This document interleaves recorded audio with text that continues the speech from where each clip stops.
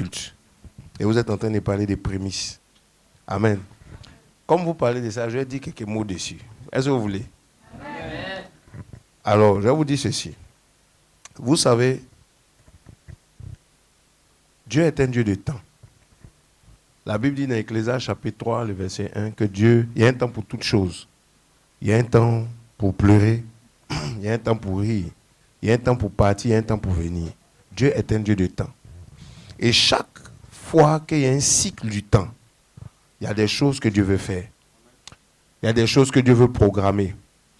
Et c'est pour ça que la Bible dit, par exemple, dans Genèse chapitre 1, à partir du verset 14, la Bible explique comment Dieu a créé le soleil, la lune, les étoiles, pour marquer les saisons, les époques et les temps. Pour que ce soit des signes, pour marquer les époques, les temps. Amen. Et vous allez voir que tout ce que Dieu a fait dans Genèse chapitre 1, quand Dieu a créé l'homme, quand Dieu a amené ce monde à l'existence, Dieu l'a fait par rapport au temps. Il y eut un soir et un matin. Ce fut le premier jour. Il y eut un soir et un matin. Ce fut le deuxième jour. Dieu fait les choses en fonction du temps. Dieu n'a pas créé le monde sans timing, sans gestion du temps. En cette année, je vais te parler un peu de ta gestion du temps. Une des choses que Dieu nous a données, que nous devons bien gérer, c'est le temps. La vie d'un homme dépend de son temps. Comment il gère son temps, comment il organise son temps. Dieu lui-même, pour pouvoir créer le monde et pour pouvoir établir une destinée pour les hommes, a mis en place un système du temps. Et lui-même, il s'est soumis à ça pour faire premier jour, deuxième jour, troisième jour, jusqu'au 7e jour. Amen. Amen. Donc, un des plus grands avantages que tu as, c'est que Dieu t'a donné du temps, que tu dois gérer. Comment tu gères ton temps? Amen.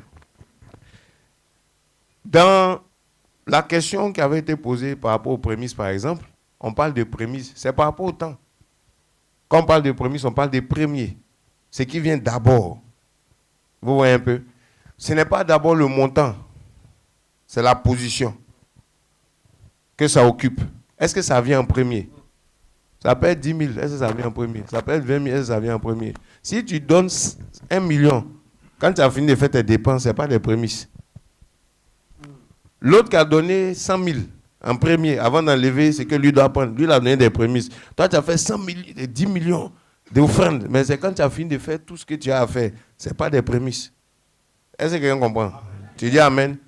Ce n'est pas d'abord le montant, c'est le cœur, la priorité que ça représente. Le prémisse, c'est ce qui vient d'abord. Amen. Et tu dois cultiver ça. Avant d'enlever quoi que ce soit dans ton argent, enlève une portion pour Dieu. Même si c'est 5 000, que tu estimes que bon, c'est ce que tu peux donner, enlève, fais.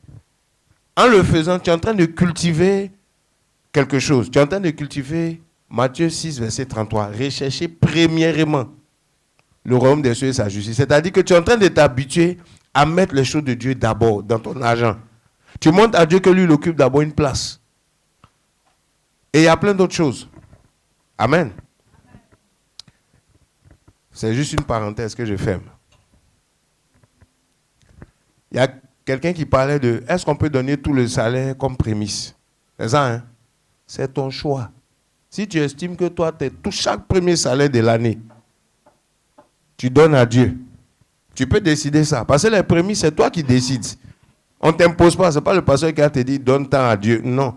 Moi, je connais des gens qui estiment qu'en matière de prémices, chaque premier salaire qu'ils reçoivent dans l'année, c'est pour Dieu.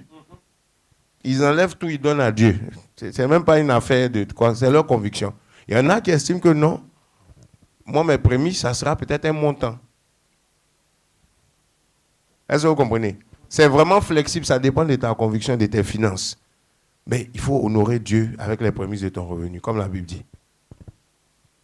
Si l'autre fait tout son salaire, que toi tu ne peux pas faire, ne te sens pas jugé parce que tu n'as pas pu faire. Est-ce que vous comprenez? Ne te dis pas, ah, si lui fait, c'est que moi, je n'ai pas bien fait. Vous n'avez pas les mêmes problèmes. Mais cultive les prémices. Les prémices, c'est quelque chose que tu dois aussi cultiver. Comme le pasteur est en train de dire tout à l'heure, Ce n'est pas directement lié à un homme de Dieu que tu as forcément. C'est entre Dieu d'abord et toi. Maintenant, Dieu peut t'orienter. Tu peux avoir la conviction d'aller donner tes prémices là dans le ministère, dans l'église. Tu peux avoir ta conviction que tes prémices là, c'est dans la vie de l'homme de Dieu. Toi, tu aimes ça. Est-ce que vous me comprenez? Voilà.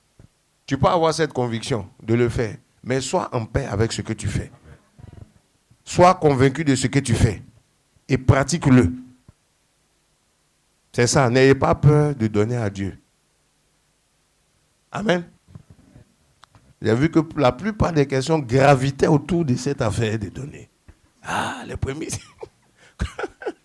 C'est pas simple, hein? C'est pas facile. Vous savez, quand on rencontre le Seigneur, la première des choses, on reçoit. Dieu a tant aimé le monde qu'il a donné. Ça, c'est l'amour de Dieu. Bon, quand tu as fini de recevoir, sache qu'un jour, tu vas donner aussi. Ça ne va pas dans un seul sens.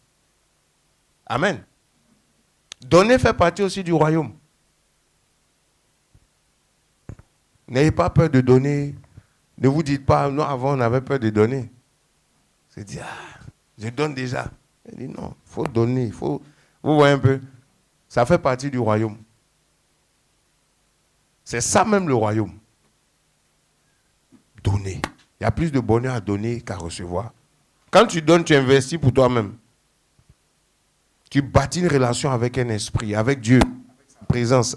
Tu montes à Dieu. Vous allez voir que dans la Bible, dans l'ancienne alliance comme dans la nouvelle alliance, Dieu parle de sacrifice. Dieu parle du donner. Amen. Donc ne soyez pas traumatisés ou bien truc. Cultivez votre vie de donner. Grandissez dans votre manière de donner. De toute façon, on grandit dans la sanctification, dans la prière. Grandis aussi dans ton donner. La croissance spirituelle, ce n'est pas seulement quand tu pries en langue. Tu pries, tu as le feu, tu intercèdes.